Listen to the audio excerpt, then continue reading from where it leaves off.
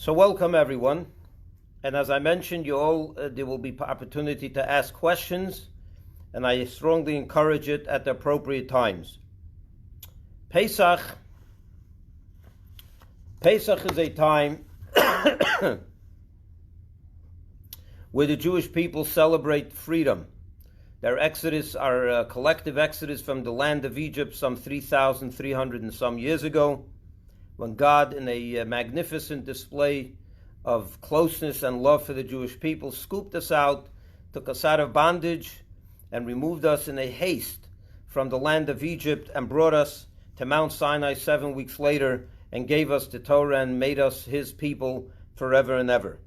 And therefore, the night of Pesach, both nights that is, we are obligated to commemorate and to relive the story of Pesach and to get ourselves into the mode and to experience, not just remember, but to experience the freedom that we have enjoyed that fateful night, that incredible night, which made us the people who we are. So therefore, everything that we do on the night of Pesach is supposed to be done in the language of our sages, derech cherus, which means in a way of freedom. We have to experience our free state in everything that we do that night. So I have before me here the actual Seder plate. I have the area where I put the matzah. So I'm going to go through step by step. I'm not going to cut any corners. And if it may take, I designated 45 minutes for tonight and then Thursday night again. And I hope I can cover the entire thing in this hour and a half that we are now doing in two parts. The special significance in what I'm doing here tonight, especially this year, and that is because, as we all know, this is the first time in Jewish history that I believe millions of Jews, sadly or unfortunately, will have to, maybe there's something fortunate about it, there's always a silver lining in everything. For the first time, Jews are going to be in their homes doing the Seder by themselves. They're not going to be invited to others as they traditionally are. There's not going to be any public Seders, unfortunately. Maybe things can change by then. Maybe God is kind to all, shows us his mercy, and everything changes in a matter of 2 weeks. Time will tell. But if not, then this is the first time, as I mentioned, that there's going to be millions of Jews who are forced to make a Seder, and they don't know how. A lot of Jews have never done it before. I had a person that told me that he hasn't done a Seder in 50 years, and he's never done it, and he doesn't know how to do it. And I decided to do this for this reason. And in case you think, and some think that maybe this year will Passover, God forbid, so we'll lay low and we'll do the best we can, and we won't do it if we can't. That would be a terrible mistake. And I strongly encourage you to encourage yourself, your friends, your family, not to fall prey to that thought process, and to make sure that you do the Seder in its proper way, because Pesach is Pesach. This is our holiday. No one's going to do it for us. And if you don't do it on the night of Pesach, there's no other time to do it. So let's get right into it. As I mentioned, tonight I'm going to talk more about the technical part of the Seder, and we'll leave the philosophy and the other stuff for the other 2 nights when we will get there. So the first thing that we do is, when you begin the Seder, is the women light the Yom Tov candles. They light at least 2 candles, and they, as we do every Friday night and every Yom Tov night, and you make 2 blessings, like you do on every holiday. On Shabbos we make 1 blessing, Asher Kiddishanu b'mitzvasav v'tzivanu lahadlik ner shel Shabbos Kodesh. On the holiday we're going to make lahadlik ner shel Yom Tov, and you're going to add another blessing, and that is the Sheher Chayonu blessing, which is the blessing we make on every holiday to thank God for bringing us these holidays and for bringing us to the point where we can celebrate this holiday. So you make the 2 blessings, and you're going to light 2 candles at least. And some have the custom that they light even more. They light for every child, for every member in the family, they light a candle. So my wife lights 13 candles every Friday night. Okay, that brings us to the Seder itself. Once you lit the candles, you have the candles lit. We now begin the Seder. How do we do that? So the first thing I'm going to do is I'm going to show you the Seder plate, the different items. I'll go through one by one, and I will explain everything, why we do it at the proper time, and I'll do the best I can. Again, if you have any questions, please ask. So the first thing we do is we put 3 matzahs under the Seder plate. That means you have this little matzah bag, and there are 3 levels in here. There's the top one, the middle one, and then the bottom one, and we're going to put a matzah in each. We're going to put, first of all, about the matzah. What kind of matzah are we going to use? So it's very, very important for me to mention that the matzahs that you use for the Seder night should be what we call handmade shmura matzah. What are handmade shmura matzah? Let me give you the reason why we use those matzahs. But first, what are they?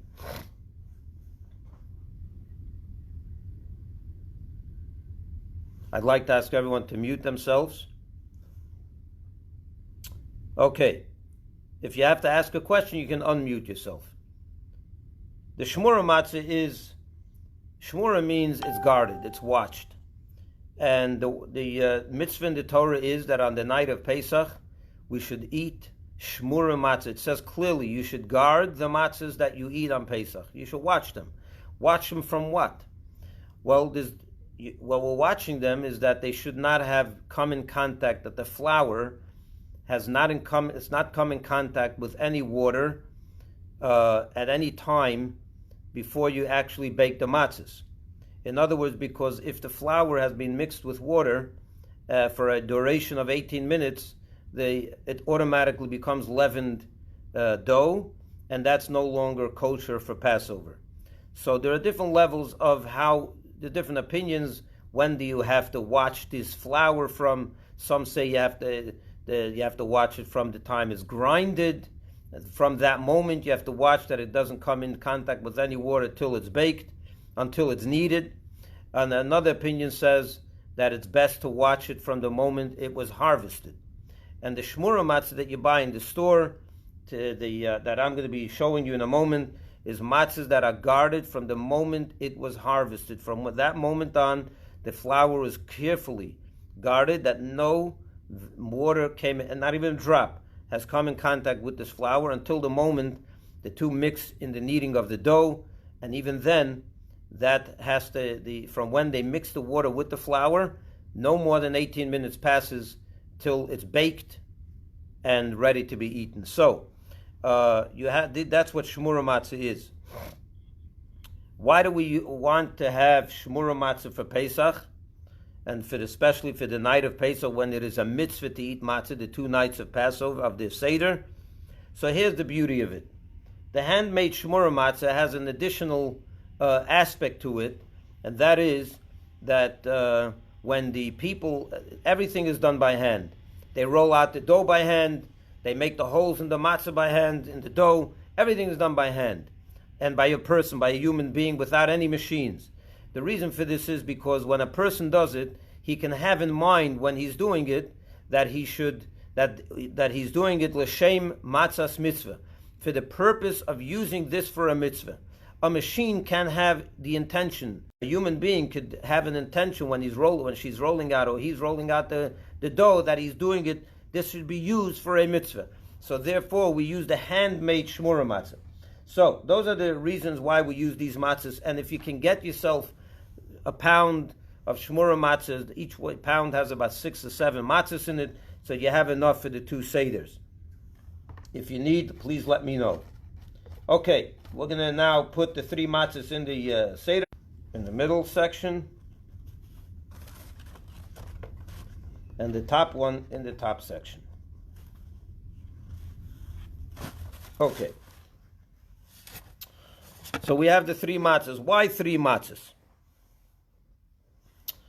I should also mention that matzah in the Zohar has great significance. The Zohar tells us that the Shmura Matzah is considered, the Zohar calls it, the holy book, the Zohar calls the Shmura Matzah Meichle de Mehemnusa and Meichle de Asvosa, which means the bread of faith and the bread of healing. And when you eat handmade Shmura Matzah, you have a special blessing that your faith is strengthened. When you ingest that matzah, you're ingesting faith, because the matzah that we eat represents the matzah that the Jewish people ate when they left Egypt, when they went into the desert following Moses by the instruction of God, without knowing where they're getting their where they're getting tomorrow's breakfast from. They showed great faith in their following Moses into the desert. And as such, the little matzah that they took with them that didn't even have time to leaven, that was the little matzah that they ran with, that matzah, that food showed how much faith they had in God, that they relied completely on God, and they went without anything. So this matzah that we eat on Pesach night strengthens our faith, and it's also called a food of healing. It strengthens our health. And who this year doesn't want to strengthen both their faith and their health? We're all hunkered down in our homes to make sure we have social distancing so we don't catch the coronavirus from. This is a year that we need health more than ever, and we therefore encourage everyone to make sure to get your hands on a pound of Shmura Matzah for the 2 nights of the Seder. Why do we have 3 matzahs? Well, there are a number of reasons for it, and then there's a technical reason. The basic reason is, I'll give you the 3 reasons. There are more, but I'll give you 3. The 3 matzahs represent the 3 forefathers, Abraham, Isaac, and Jacob. And because on Passover night the Jewish people became a nation, so we want to, at our Seder, remember our 3 forefathers, Abraham, Isaac, and Jacob, who are the father of this nation. So that's one reason. The other reason is because we became a nation on Pesach, so we want to represent every type of Jew. And we know that amongst the Jews, there are 3 categories of Jews. There are the Kohanes, the Levites, and the Israelites. And because of that, we have the 3 matzahs, one representing the Kohanes, one representing the Levites, and one representing the Israelites. So that's another reason why we have 3. And the technical reason is as follows. We know that on every Friday night, we have to have, we break bread on every Friday night on 2 challahs, right? Why do we have 2 in the miracle? God provided them with the great miracle of the manna. The manna fell from heaven every day to provide sustenance for the Jewish people. But on Friday, it didn't fall on Shabbos, because on Shabbos was a holy day. So instead, on Friday, a double portion fell. And to remember the double portion, we're commanded to have 2 challahs on our Friday night table. And we break bread on 2 full challahs. Now, that's every Friday night. Why on Pesach do we add a 3rd? The reason is because later on in the Seder, which we'll get to in a few minutes, there's going to be a point, at the fourth step of the Seder, we're going to be breaking one of the matzahs. And I'll tell you why we do that when we get there. But because we break the matzah, so we're going to end up, out of the 3, we're going to end up with 1 broken one and 2 whole ones. And that's why we need 3, because when we eat the matzah later in the Seder, we need to do it, as I mentioned, on 2 full loaves, on 2 full matzahs. And being that we're going to be breaking 1 matzah, so we need to have 2 whole ones and then a 3rd broken one. So that's the reason we need 3 matzahs on the night of Pesach. But we're going to talk about this even more as we get to the different steps where the matzahs become, where we're going to use them actually. Okay, those are the 3 matzahs. Then we have the Seder plate that we put onto the matzahs. Now, many people have this idea that they should put the Seder plate near the matzahs. You put the matzah somewhere else, and you put the Seder plate near the matzahs. But that's incorrect. The proper way to do it is put the Seder plate on top of the 3 matzahs. Why is that? And the reason is, it's a little Kabbalistic, but I'll share with you in a nutshell. The mystics tell us that the 3 matzahs serve as a vessel. On Pesach night, we are in touch with high-level energy. It says that God is revealed in the world like He's not revealed any other night of the year. And that energy is shining on us, shining on all of us. And we want to receive that energy. So the Zohar says, what's that? So the Zohar says that the three matzahs are the vessel that contain the energy, whereas the actual Seder plate is the energy itself, the light, the energy that comes down from heaven. And therefore you put the energy, the Seder plate, on the matzahs so that the matzahs can receive that energy. You don't want it to fall on the side. You want to take advantage, grab hold of that energy. So you put the vessel right under the energy. So therefore the kaira, the Seder plate, should be right on top of the three matzahs, which serve as the vessel to catch that energy. Okay, let's go to the Seder plate itself. On the Seder plate, we have 6 items. The first item is the shank bone. Right here, we have a shank bone. You put it on the right top, on the top right. And the reason we have a shank bone is as follows. Unfortunately, we don't have a temple today. And because we don't have a temple, we are stripped of the ability to bring the traditional Paschal offering, which was a great mitzvah. Every Jewish family had to bring a Paschal lamb and eat it at their Seder as a sacrifice. But today we don't have the temple.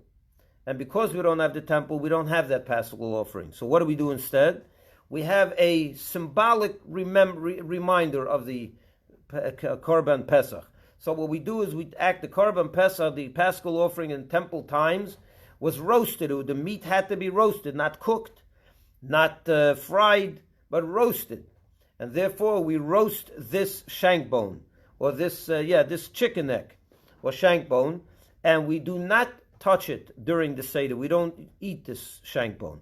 The reason we don't eat it is, again, because that is symbolic of the Paschal offering. And the Paschal offering, you're not allowed to eat a Paschal offering outside of a temple.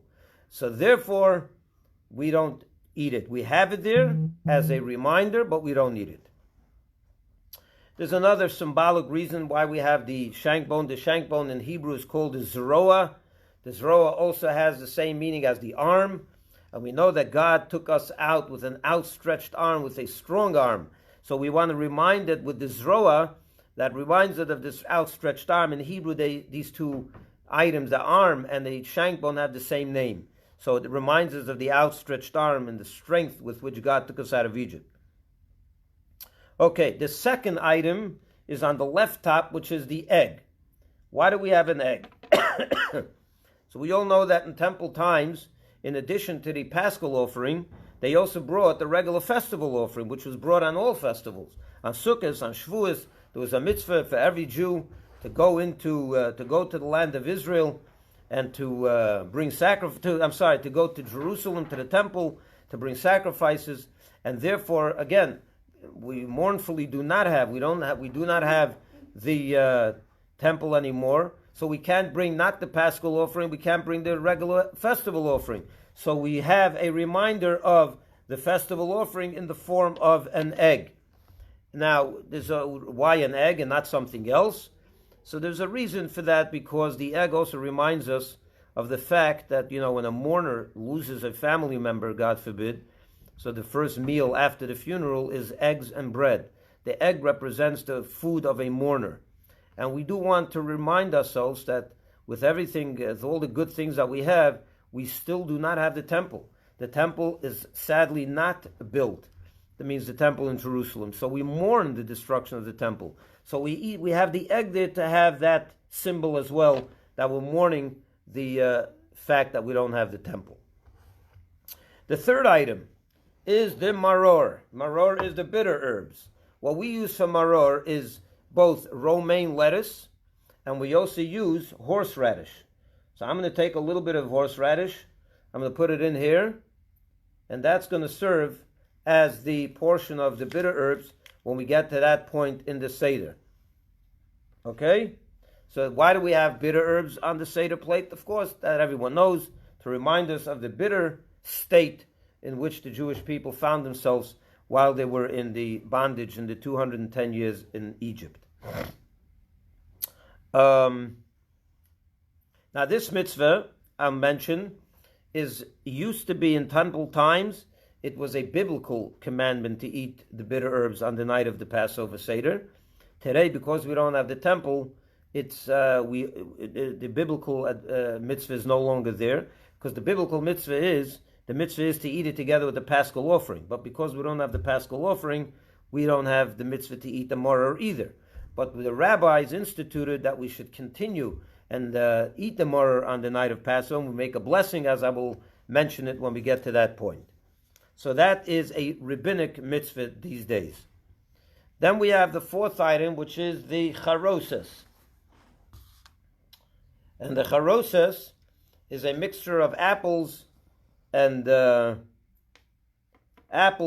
wine, and these are the symbolic fruits and foods with which the Jewish people are compared for many different reasons.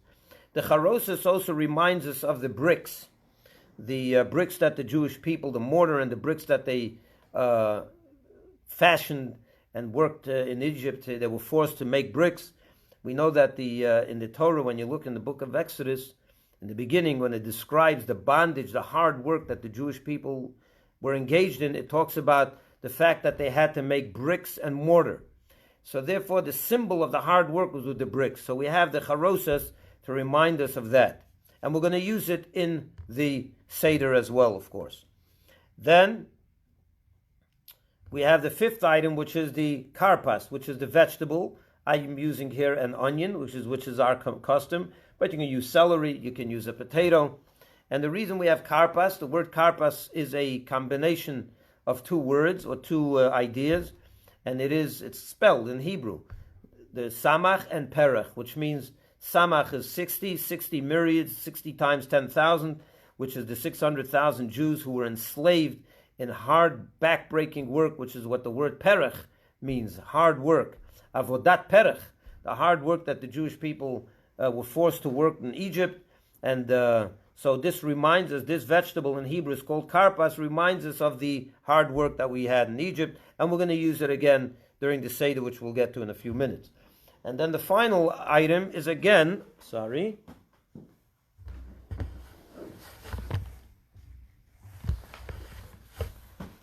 another piece of lettuce. And this is again bitter herbs. And again, we use horseradish and romaine lettuce for this purpose as well. And this is going to be used during the Seder again when we use the sandwich, when we have a portion of bitter herbs again. So those are the 6 items I have it right over here on the Seder plate. And we're going to now move on to the next part of the Seder, which is the 4 cups. The night of Pesach, we have a rabbinic commandment to drink 4 cups of wine. The reason for this commandment is because, first of all, do you see the Seder? Do you see the Seder plate? Are you able to see it? Yes, okay, good. The 4 cups of wine we drink because 2 reasons I'm going to give you now. One is because when God promised the Jewish people that He will redeem them from Egypt, He told Moses, He told it to him, and He used 4 expressions of redemption. He told him like this: I'm going to redeem the Jewish people. And then He said, I'm going to save them from Egypt. Then He said, I'm going to take them out from Egypt. And the last final one is He said, I will take them to me as my people. So these are 4 expressions. I will redeem them, I will save them, I will take them out, and I will take them for me as a people. So to remind ourselves and to commemorate the 4 languages, 4 expressions of redemption, the rabbis instituted that every Jew man or woman should eat or drink 4 cups of wine. There's another reason I mentioned before that we have the 3 matzahs to represent the 3 forefathers, the patriarchs of our nation. The 4 cups represent the 4 matriarchs of the people, of the Jewish people. And again, tonight, the night of Pesach, we became a people, so we want to, of course, have representation for the matriarchs, of the patriarchs and the matriarchs. So we have the 4 matriarchs, Sarah, Rebecca, Rachel, and Leah. Those are the 4 mothers represented by the 4 cups of wine. All right, now let's go to the Seder itself. All right, I'll open for a moment of questions. If anyone has, unmute yourself and you're willing, you can ask.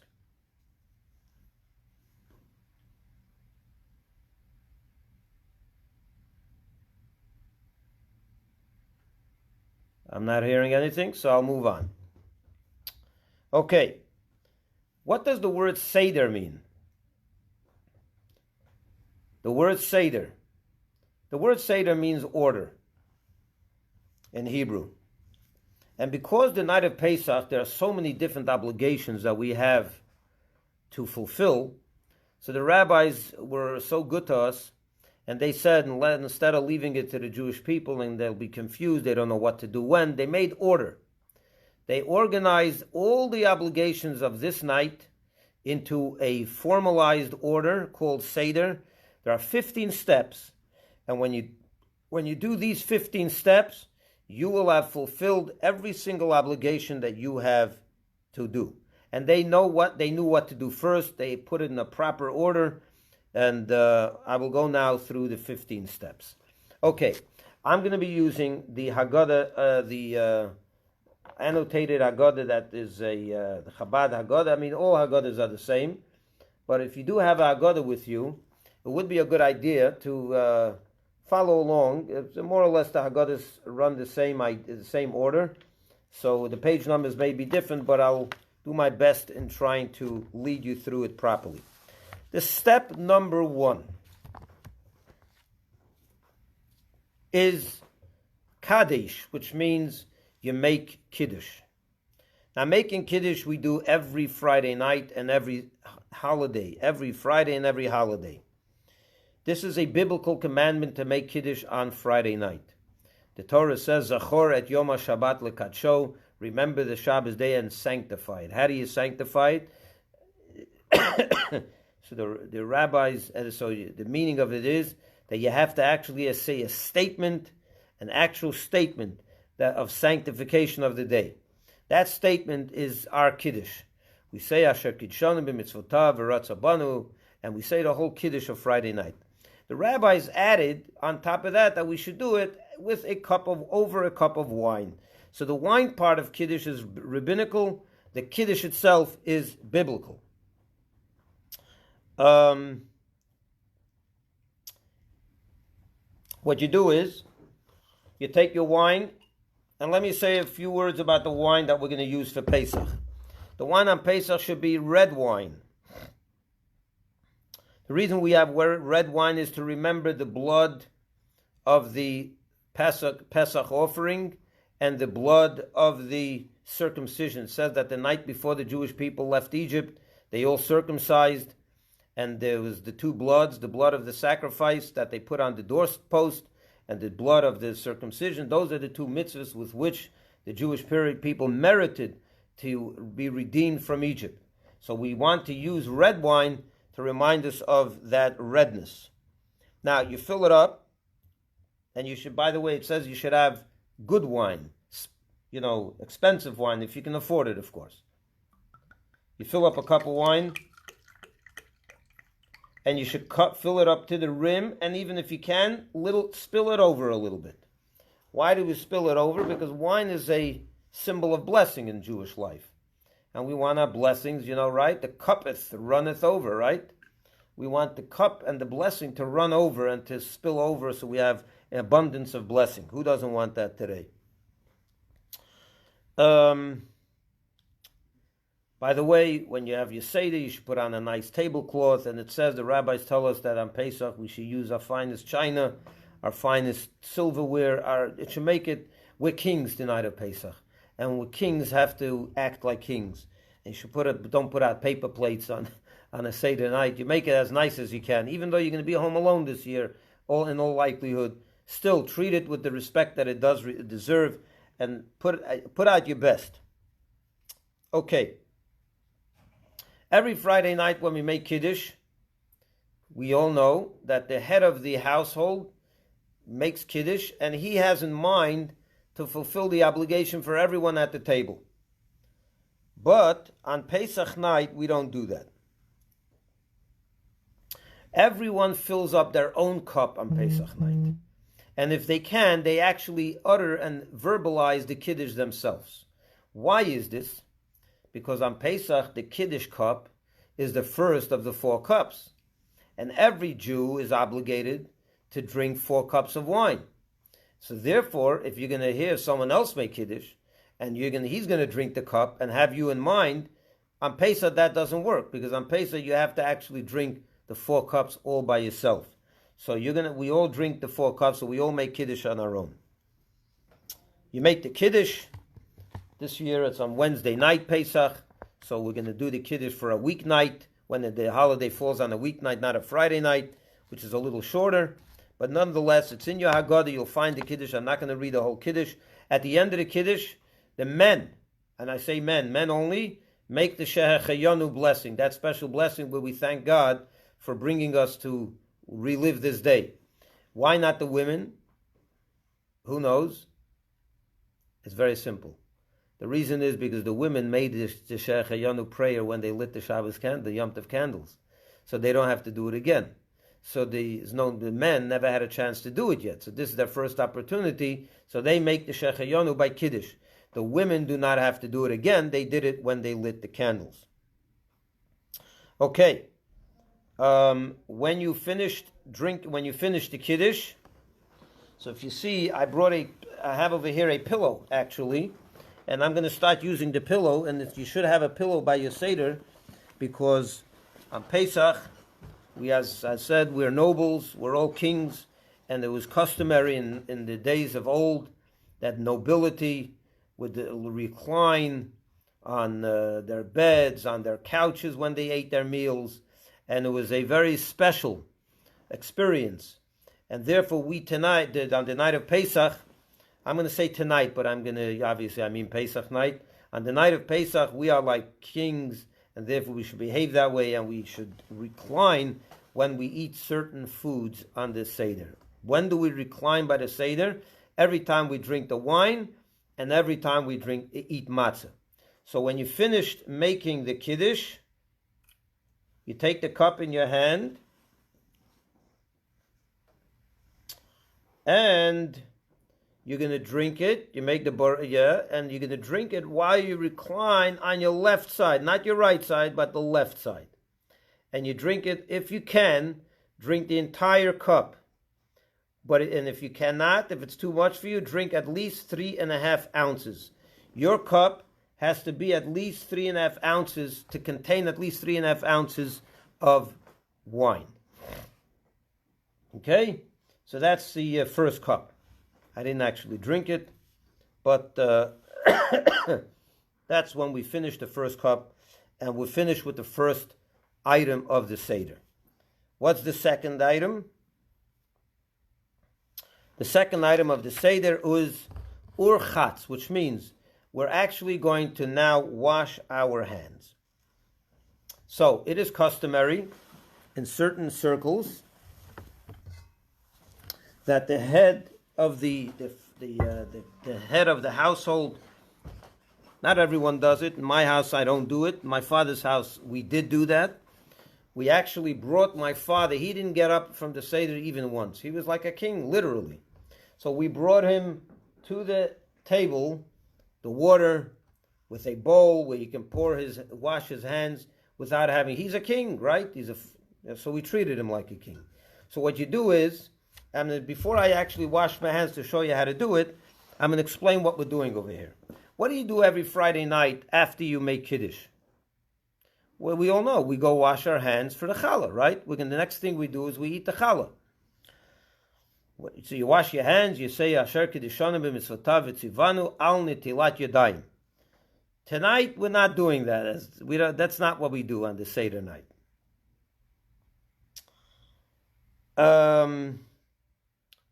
Tonight, we're not eating the matzah so quick. It's later on in the Seder. So why are we washing our hands at this point? You only have to wash your hands when you eat bread, right? Or matzah. The answer is because at the very next thing we're going to do tonight is we're going to eat the vegetable dipped in salt water, which is right here. I have the salt water. And mix in a little of some salt, make it really salty. And you mix it and you got yourself salt water. What are we doing over here now? We're going to take right after we wash our hands, we're going to be dipping in this vegetable in the salt water. The law is, and not everyone does this all year round, but the law is, in Jewish law, when you dip a vegetable into a liquid, you're not allowed to eat that vegetable before you wash your hands. Why is this? Because the rabbis instituted, there are many laws that are, the laws of purity, ritual purity and ritual impurity. When it comes to liquid, it's very strict. So the rabbis didn't want that if we dip it into the liquid and our hands are not ritually clean, this can cause us to make everything else unclean. So what they said was, wash your hands before you dip anything into liquid. So if you don't do it all year round, which we do, we should, but it says that at least on Passover night, we should be careful with this thing. Therefore, because we're going to be dipping the vegetable into the salt water, which I'll explain in a minute why we do that, so that we have to wash our hands before that. How do you wash your hands? So I'm going to do it. I'm going to actually wash my hands. You do, if you're a righty, what?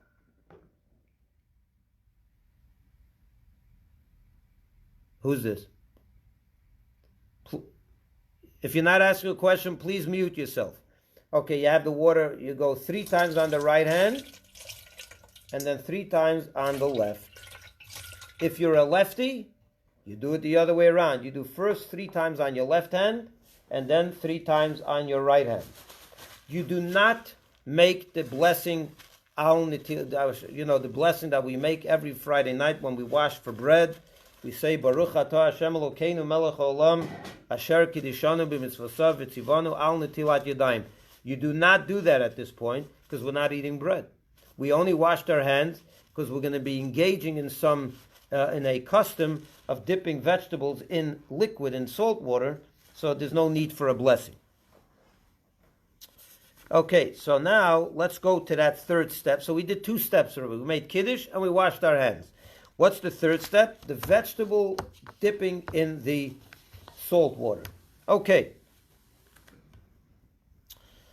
So we have over here, the vegetable is the karpas, and in my case it's an onion, but as I mentioned, you can use celery or something else. You dip it into the salt water, and you dip it in because the salt water reminds us of the tears. And the Jewish people cried in Egypt a lot. And we want to remind ourselves of that. So we dip the vegetable in the salt water, and then you make the blessing on a vegetable. What blessing you make when you eat a vegetable? Now, why are we making this blessing here? Because we didn't eat bread yet. When you eat bread, the motzi, the blessing on motzi covers all the blessings for the rest of the meal. But since we didn't eat any bread yet, or matzah, so we have to make a blessing on the vegetable, which is Baruch atah Hashem Elokeinu melech haolam borei pri ha'adamah. It's in your Haggadah, you can find it there. And when you make this blessing, have in mind the other vegetable we're going to eat that night, which is the bitter herbs, okay? Why are we dipping this now into why are we doing this at this point in the Seder? You want to remind yourself of the 600,000 people, the karpas that worked hard, and the tears. That's a great thing. I think it's a wonderful idea. But why don't we do it later in the Seder, between the chicken and the dessert, dip your vegetable in the salt water. Why now in the beginning of the Seder? We haven't done anything yet and you're already dipping. The answer is it's for that reason. The kids are sitting around the table, right? We're trying to get the curiosity hyped up, piqued. We want to create a curiosity among them. Why do we want to create curiosity among them? So that they ask the questions. So they should ask what's going on here. They should take interest, and we'll explain it. Because you remember that everything we do on Pesach night is for the children, to get them to engage, to answer their questions. We tell the story as an answer to their 4 questions. So we want them to ask. So we do strange things to make them ask. What's the strange thing we do right at the beginning of the Seder? We dip a vegetable in water. What are we doing here? Why? The kids right away ask, wait a minute, this is different. At no Friday night have I ever seen that. This is a strange custom. So they ask right away, what are you doing? Oh, they ask. We like that. We want them to ask. And once they ask this question, they say, I got a bunch of other questions. They start asking all the other questions. So this custom here is to get the kids excited and to get their minds working, to get their curiosity going, and to get them to ask questions. Now, I'll do a little technical thing here. There's going to be some legalistic things that I want to point out. When you eat the vegetable, you should eat less than an ounce, not more than an ounce. I know you're going to be hungry at this point and you're looking for a little something, but this is not where you're going to fill yourself up. Over here, the law is that you eat less than an ounce. Why is that? Because if you eat an ounce of food, you have to make an after blessing, right? Every time we eat something, you make a blessing before, and then you thank God for the food afterwards as well. You make the after blessing. That's only if you eat an ounce. Now, the problem, what's wrong with making an ounce? So eat an ounce and make an after blessing, right? What's wrong with that? The problem is that when it comes to this after blessing with this vegetable, the rabbis were in doubt if you really have to do this after blessing.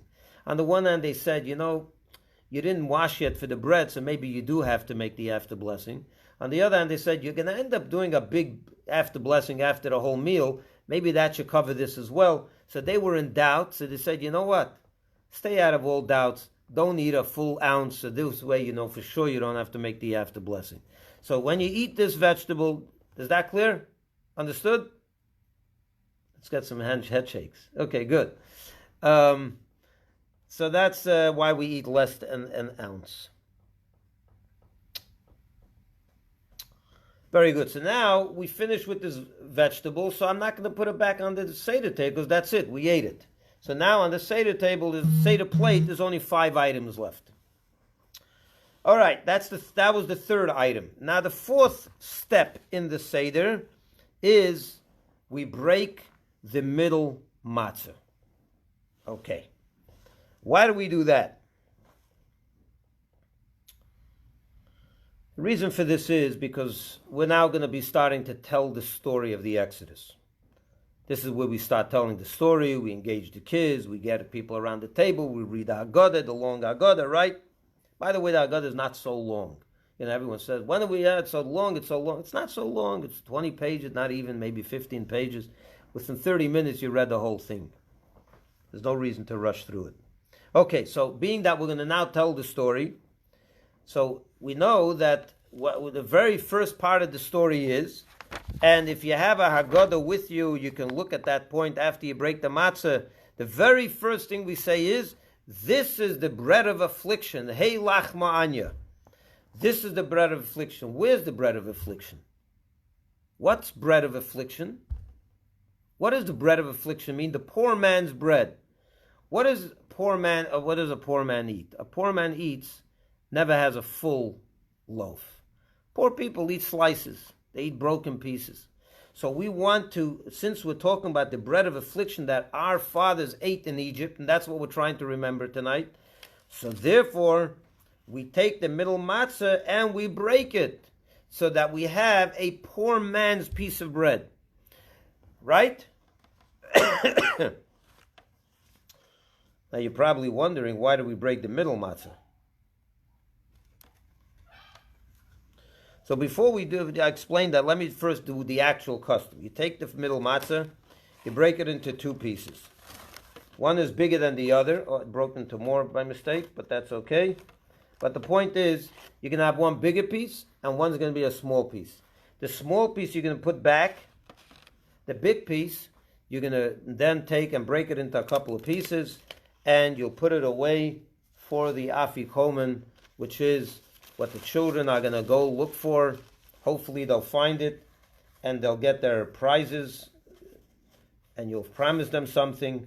In my house, we try to get away cheap. Some people don't get away so cheap. But anyway, that's the afikomen, which we're going to eat later in the Seder. And when I get there, that'll be next week probably, of course. But when we get there, I'll explain why we eat the afikomen, what the afikomen is, and so on. But at this point, we took half of the matzah, or the bigger half of the matzah, the bigger piece, and we put it away, we hide it, the kids go look for it, and so on and so forth. Now, why do we break them into non-equal pieces, one bigger than the other? There's a bigger piece, because the afikomen is an important part of the Seder. We eat the afikomen at the end of the Seder to remind us again, another reminder of the Paschal offering. The Paschal offering was one of the most important items of the Seder. So therefore, we want to give a big piece, a big part of the matzah for that, whereas the smaller part of the matzah, which we're going to remember as the poor man's bread, we'll put back. So the bigger piece is for the afikomen, the more important aspect of the Seder. Now, here's where it gets interesting. We break the middle matzah, yeah? So no one asks, why do we break the middle matzah? Why don't we break the top matzah? Why don't we break the top matzah? Or the third matzah? Why the middle one? So what I'm going to tell you now is very legalistic. It's a little technical. It's a Jewish law. And the rabbis nitpick about everything, as you know. But I want to share with you because it's part of the Seder, and you'll learn something new. I'm 5 minutes over time. I'm going to do 5 more minutes, and then we'll stop for tonight, and we'll do the rest next week. So here's why.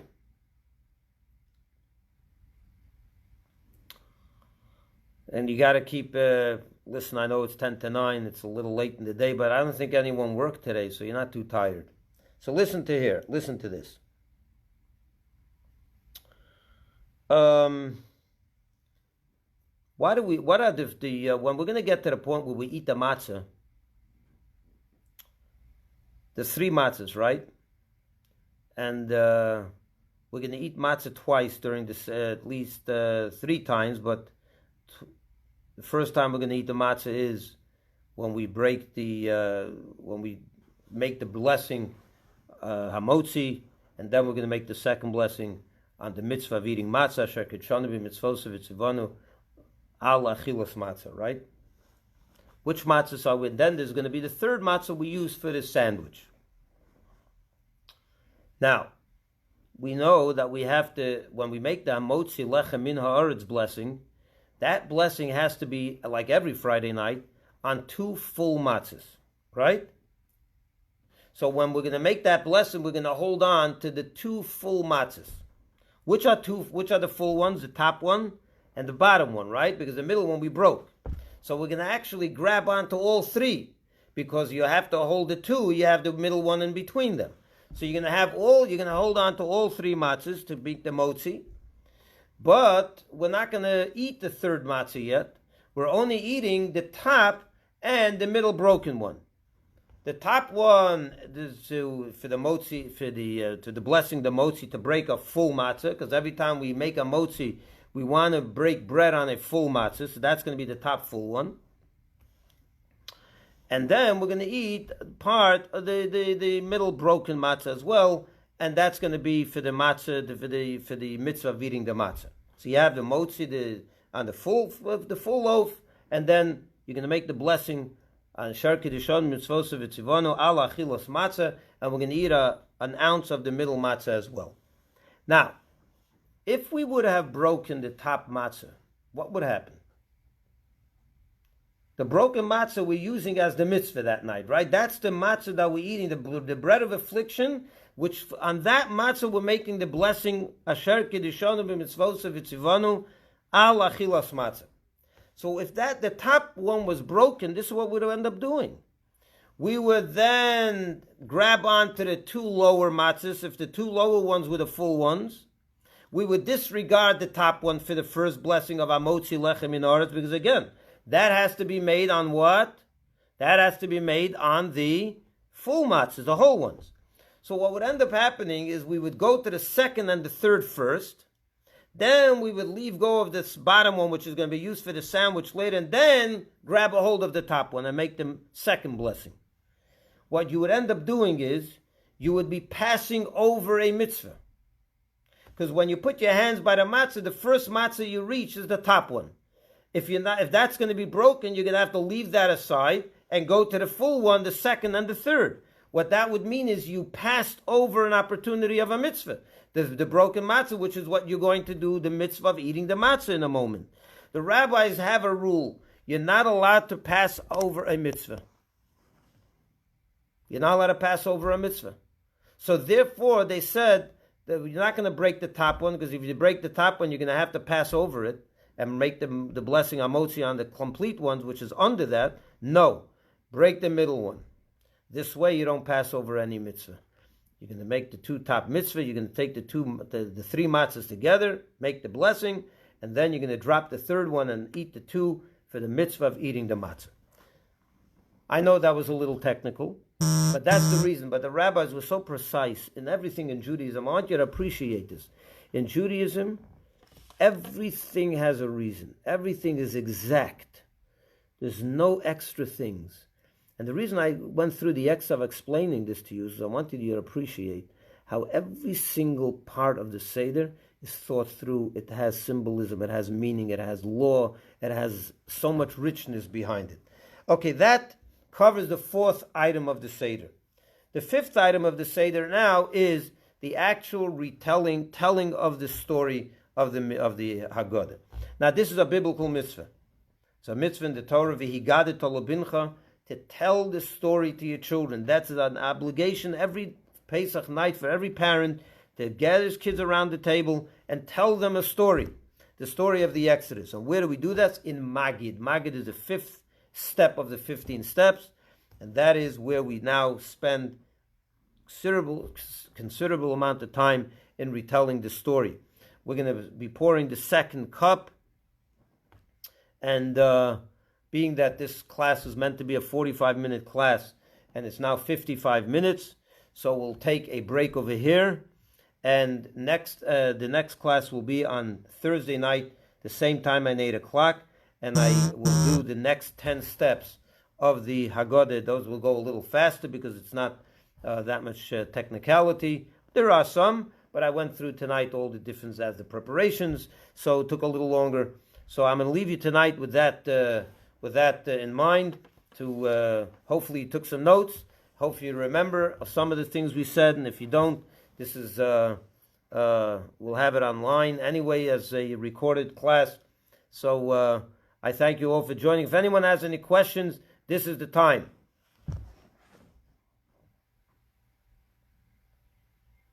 You're welcome. Thank you very much. If we have to, we will. I hope we don't have to. The next one is starting in May. So let's hope that by May, we're out of this blunder.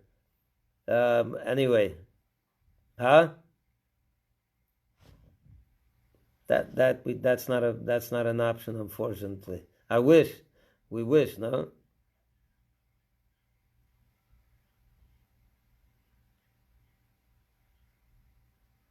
Yes, correct, yeah. There are places where they can gather little minions, so they do it, and that's great. How are you all doing, by the way? How are you holding up? That's good. Send regards to everyone, and I hope... What? They're doing great. Vicky, that was you. They're doing all good. All my kids are here. That's the silver lining. It's not, I don't have them always, to have everyone here. So we're 18 people in the house. It's great, and hopefully we're all healthy, and it's a great. I mean, look, it's these are challenging times, but Hashem knows what He's doing, obviously, and don't worry too much. Don't panic. Not yourself, not your children. We'll get through this with no doubt about that, Bezrat Hashem. And, it's a little one step backwards in order to take 2 steps forward. And we're going into the month of Nisan. Tomorrow night is Rosh Chodesh. The Nisan is the month of miracles. So we have a lot to look forward to. And hopefully very, very soon we'll be back for Minyan. We'll be back for our regular programming. So we don't have to look at each other through screens. But till then, this is pretty good. God bless technology. Anyway, all the best and have a wonderful evening, everyone. Bye-bye.